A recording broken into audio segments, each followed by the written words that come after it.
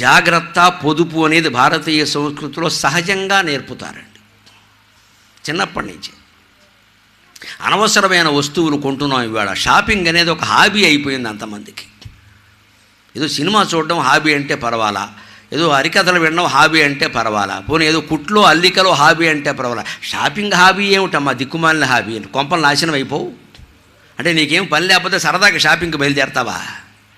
అక్కడికి వెళ్ళి కార్డు గీకేయడమా, ఎంత పడితే అంత, తర్వాత ఏడుస్తూ కూర్చోవడమా అని. లేకపోతే ఇంకా షాపింగ్ కూడా వెళ్ళక్కల. ఇప్పుడు కొత్తగా వచ్చాయి కదా ఆన్లైన్, ఓ నొక్కు అమెజాన్ ఇస్తాడు ఎంత పెట్టి. అదే ఇడ్లీకి కూడా అమెజాన్నే. మన కర్మ అలా వచ్చింది.